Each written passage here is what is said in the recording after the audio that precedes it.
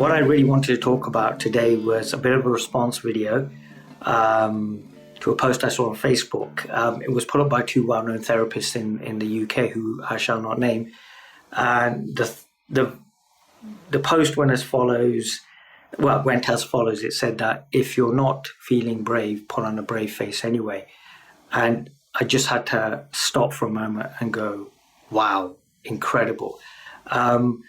We're going through a pandemic. We're going through something that's unprecedented, something that we never thought we would see in our lifetime. You know, we'd heard about these life-threatening viruses, but they've always happened over there or hundreds and hundreds of years ago. And we find ourselves as this hyper-connected world now, going through this pandemic. As I said, we're hyper-connected. We have every conceivable social media under the sun. And initially, it's been met with oh yeah, let's really enjoy ourselves, and let's do the yoga videos, and let's bake the cakes, and let's create online content and get out there as humanly possible, because this thing isn't going to stop us. As we've gone further and further down the line, what I've noticed, and I'm seeing this, and I'm receiving feedback about this, is a lot of people are now starting to kind of question a bit more about their lives, and there is this turning inwards. Which is why when I saw this post, I thought, it was irresponsible at best. I've been talking a lot about emotions over the last couple of months. And if anything, regardless of what's actually going on, because we've all heard the conspiracy theories, we've all heard the link between COVID-19 and 5G, or the QAnon theories, or the medical theories and what have you. I don't profess to be an expert in any of these fields, so I'm not going to get myself drawn into, well, I think it's so-and-so and so-and-so. What I've found is that the more people I'm talking to now, the more I'm finding that people are starting to turn inwards, and they're starting to have to face some very uncomfortable emotions, and they're having to look at their lives and really introspect as to the quality of their lives. And that can be a scary place, because we do love to shut all our demons away in our little Pandora's boxes. And mainly because of the uncertainty that we're in, and the fact that on a day-by-day basis, everything is changing. These boxes and these, places that we've hidden all these emotions under are now being triggered by news feeds, social media feeds, and what have you. And what we're finding is, for years we have, we've medicated, we've kept ourselves busy, and it's something that we're doing right now as well. We're keeping ourselves busy because we just get on with it. It's a stiff upper lip and putting a brave face on. But now these coping strategies don't seem to be working. The stiff upper lip and being brave when you're not feeling brave was a great attitude for those war times. But it's also led over the years to an increase in mental health, PTSD amongst our soldiers, and record levels of depression. And what we're now finding is we're in a situation where we're virtually on lockdown. It's almost like, in a sense, our personal freedom is being curtailed for the greater good, or however you want to see it. Again, like I said, I'm not an expert in this field, so I'm not going to comment on that. And it is bringing up some very uncomfortable emotions. So how to deal with them? Because all of a sudden, everything we knew is being challenged, and it's showing us how little we are in control of it. So the mind is now realizing that this beautiful story that it created and this reality that's created is being challenged, and it is offering us an opportunity to go inwards.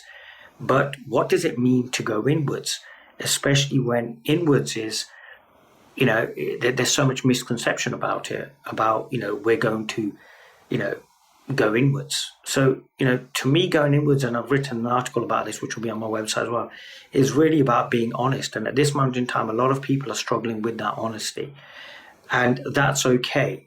So maybe this is a time to slowly but surely, as these uncomfortable emotions do come up, to sit with them as and how we can. It's very easy to say, let go of the emotions or sit with the emotions. And these blanket statements, help to a certain extent, but each case is individual, because yes, a lot of us are feeling out of control. Yes, we are losing our livelihoods. Yes, we our own mortalities in question. I was in a supermarket a while ago, and there was this young girl, probably about 19, 20 years old, and the actual look of fear on her face when she was walking through a supermarket trying to socially distance from anybody was incredible to see. And there is a lot of fear, and we have been almost conditioned to run away from the fear. And maybe this is a time now to examine that fear, to examine those negative emotions and see what they're trying to tell us, because they have been knocking at our door for such a long time, and we have been able to ignore them over the years with drink, with drugs, with activities that are frivolous at best. But now the elephant in the room, is being noticed as, because it's getting bigger and bigger and bigger. So how do we deal with these emotions? And really, it's just about letting them come up and letting them tell their story. I've been talking about emotions quite a lot for the last 6-7 months or so in my YouTube videos, and just trying to honestly and authentically tell people about how I've been feeling on my journey. And what I found is it's been very uncomfortable at times, but once that uncomfortableness is met and accepted, it tends to dissipate. It disappears. And what I found is that I'm now slowly but surely putting out more content. I'm now slowly but surely getting a better handle on things. But the entry point was to sit with emotions, sometimes run from emotions, sometimes whatever the moment brought up. And so I feel the key is that we sit with our emotions as authentically as we can. And sometimes that can mean just touching an emotion and running away from it because it means a lot. Or sometimes it can mean wholly embracing that emotion. This is just a pointer, a guide, because I fully appreciate that, we're different. Although we are all connected, we all have different stories, we're all from different locations. And I think this is that time where we have to trust our own judgment. We have been conditioned from an early age by the educational system, by peer group pressure, by workplace pressure to act and sound and look a certain way. Maybe now, and it may feel uncomfortable, we need to trust that maybe we do have the answers within us in order for us to meet this most challenging of times. And that isn't something that's going to happen overnight. You're not going to get up and all of a sudden be able to deal with all emotions.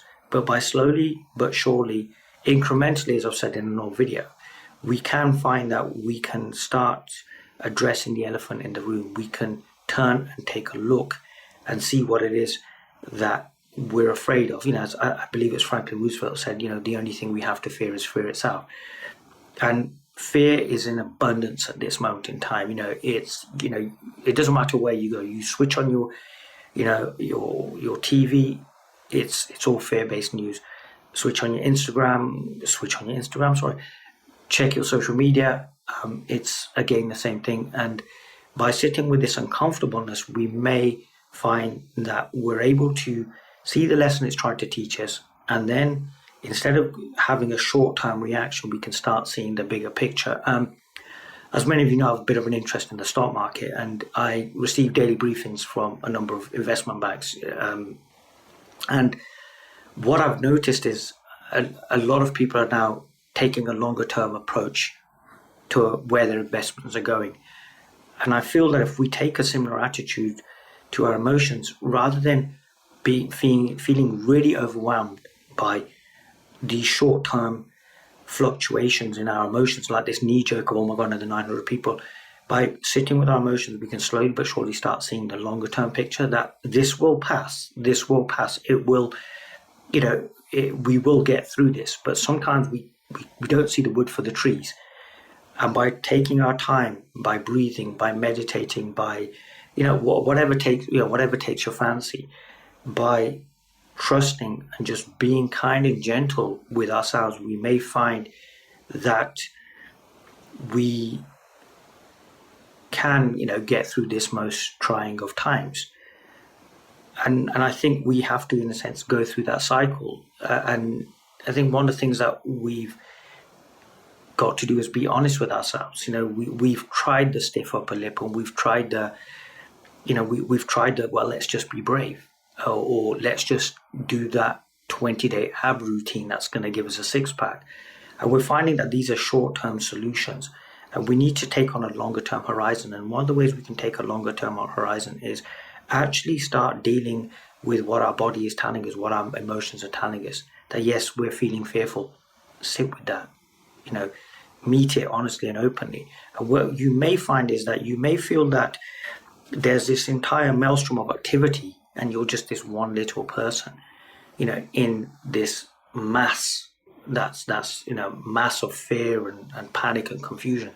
But by being authentic and sitting and really accepting the moment and whatever comes up, we may find that we're empowered because we realize the limits of what we believe we aren't real.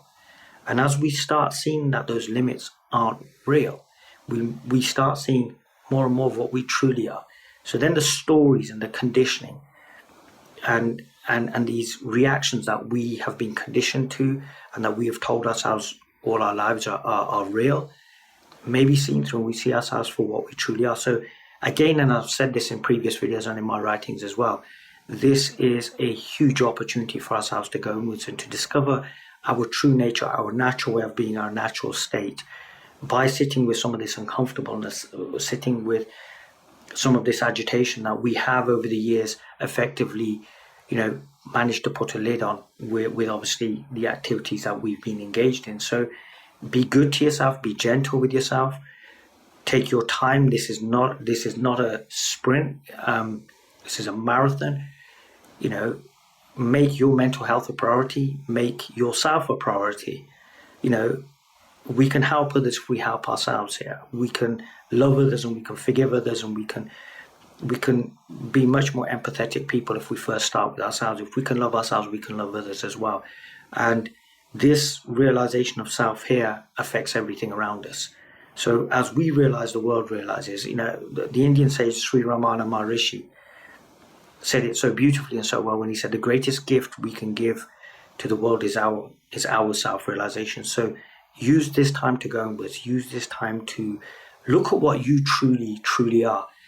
It's not going to be easy, but it is really the only journey, the only endeavor worth taking. So I wish you all the best. Wherever you are, I'm getting messages constantly. Be good. I'm always available if you need to talk or any feedback or whatever, or if there's any topics that you want to expand upon. But be good, be gentle with yourselves, and really use this time in the best way that you can, and trust yourself, because the question that has arisen has an answer, and that answer is you.